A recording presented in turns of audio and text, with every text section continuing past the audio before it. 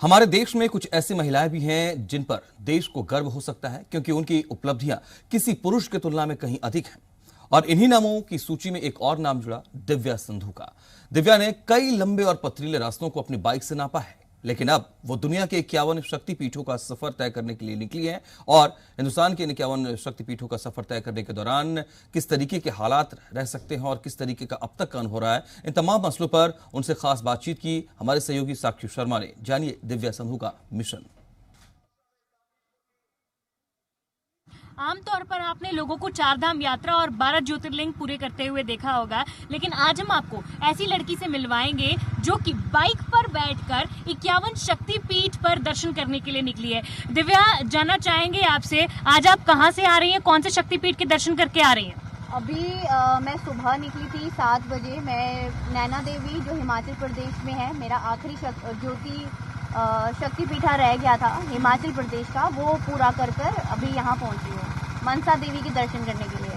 जी, तो मनसा देवी मंदिर के दर्शन करने आप निकली, लेकिन जानना चाहेंगे कैसे ये थॉट आपके दिमाग में आया, क्यों आपने सोचा कि बाइक पर 51 शक्तिपीठा कवर करने निकलना चाहिए? ये एक्चुअली मैं अक्टूबर में गई थी, केदारनाथ मैंने यात्रा की थी बाइक से, फिर मैंने तुंगनाथ भी किया था और बद्रीनाथ भी किया था। तो जो लोग मुझे दिखे बात करते हुए, वो यही बात करते हुए दिखे कि 4 धाम होते हैं, 12 ज्योतिर्लिंगा होते हैं, लेकिन मैंने जब किसी बहुत ही सीनियर पर्सन से ये पूछा कि 51 शक्तिपीठा के बारे में क्या ख्याल है आपका, तो पहले तो वो हैरान थे कि 51 शक्तिपीठ होते क्या हैं, उन्हें पता ही नहीं है।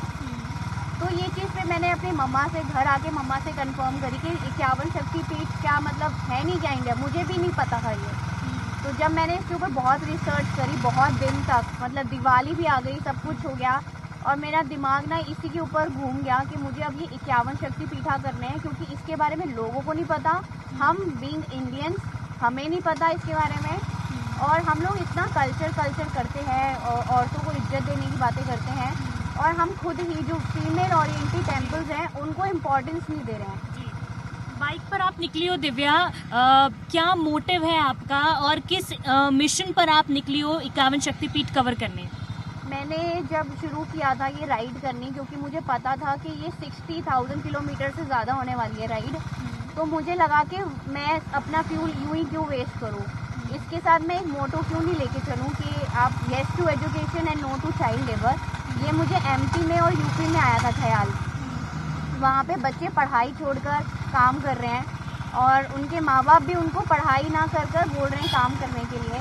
तो ये चीज़ पे मैंने सोचा कि इट इज़ बेटर कि अगर मैं बात करना शुरू करूँगी तो शायद मुझे देख के और लोग भी बात करनी शुरू करें इस बारे में। जी बिल्कुल, दोनों ही आपके बहुत अच्छे मोटिव है दिव्या। तो जिस तरह आप 51 शक्तिपीठ कवर कर रही हैं, लेकिन अभी मनसा देवी दर्शन करने के लिए पहुंची है, तो चलिए मनसा देवी मंदिर में पहुंचकर आपसे आगे की बातचीत करते हैं।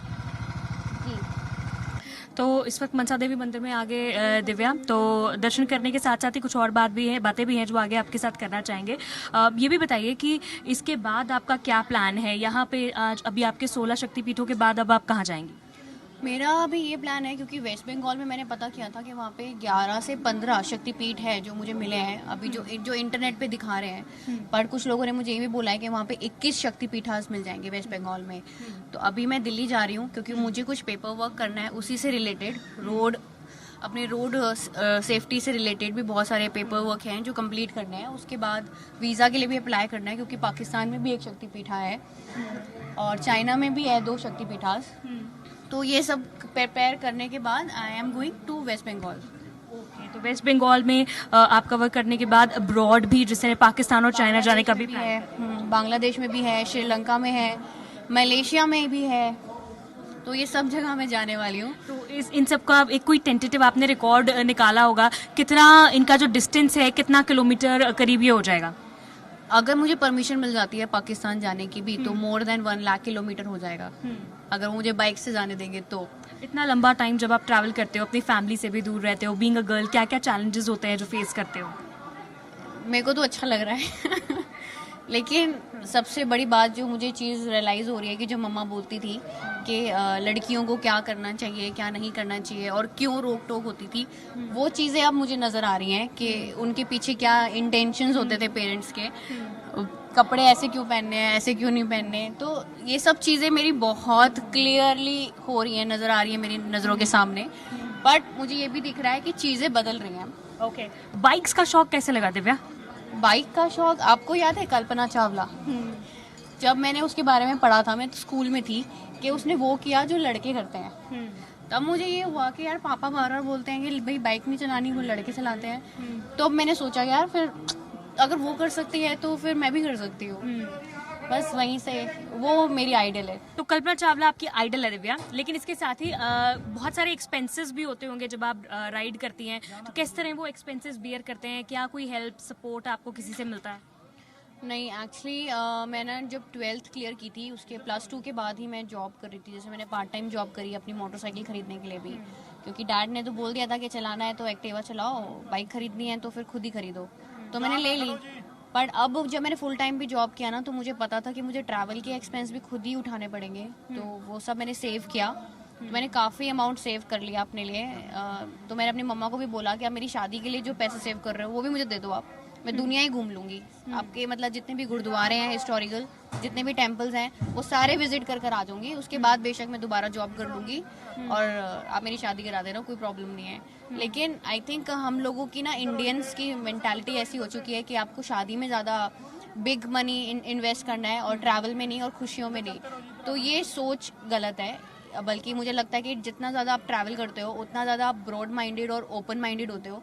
आपको एक्चुअल पता चलता है। वो कहावत है ना, कुएं का मेंढक, तो वो मुझे पता चल गया कि वो कहावत क्यों बोली जाती थी। ठीक है, तो जब तक अभी आपको लगता है कि आप बाहर वीजा भी अप्लाई करेंगी, अब्रॉड भी जाने का सोच रही है, तो उसके लिए आपके पास इनफ अमाउंट ऑफ मनी आपने सेव करके रखा है? यस, कर रखा है। ओके, वही एक आखिरी सवाल ये भी पूछना चाहेंगे कि इतनी सारी जगह आप जा रही हैं, आगे आपके फ्यूचर प्लान्स क्या हैं? क्या वो एक मोटिव है, वो गोल है जो आप अचीव करना चाहती हैं बाइक राइड करके? क्या कभी कहीं गिनीज बुक ऑफ रिकॉर्ड्स या कहीं इसमें भी आप आगे बढ़कर नाम अपना दर्ज करवाना चाहेंगी?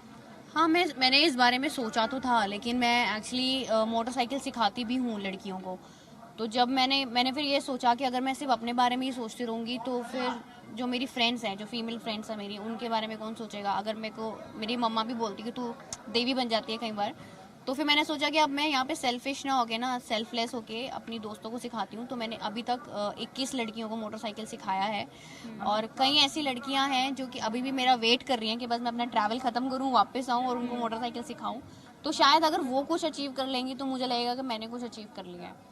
तो I want girls to ride motorcycle अब हर जगह पर। लड़कों से ज़्यादा मैं चाहती हूँ कि लड़कियाँ दिखें मोटरसाइकिल चलाती हुई। इसके लिए कोई एक स्पेसिफिक क्लास या कोई ऐसा सा कुछ आप ओपन करेंगी, कोई ऐसा कि कोई एकेडमिक सेंटर? हाँ, ये मैंने सोचा है कि मतलब अभी ये कंप्लीट 51 शक्ति पीठास करने के बाद एक जॉब लेनी है, फिर एक लैंड लेना है जो कि ट्रेनिंग इंस्टीट्यूट बनाऊंगी मैं specially for girls, only for girls. Trainer भी वहाँ पे लड़कियाँ ही होंगी, इन मैकेनिक भी वहाँ पे लड़कियाँ ही होंगी और सीखने वाली भी लड़कियाँ ही होंगी। वंडरफुल दिव्या। तो देखा आपने, ये थी दिव्या जो कि आपके लिए, हमारे लिए और हमारे एज ग्रुप की या छोटी बड़ी हर उस लड़की के लिए कहीं ना कहीं एक रोल मॉडल साबित हुई नजर आ रही है, जो कि सोचती तो है लेकिन अपने सपनों को उड़ान नहीं दे पाती। तो ये कहीं ना कहीं एक एग्जाम्पल है उन सभी लड़कियों के लिए कि जो आप सोचती हैं, जो आप करना चाहती है, उसके लिए उड़ान भरे और सब कुछ आपके कदमों में होगा। कैमरा पर्सन अश्विनी के साथ साक्षी शर्मा, जी मीडिया, चंडीगढ़।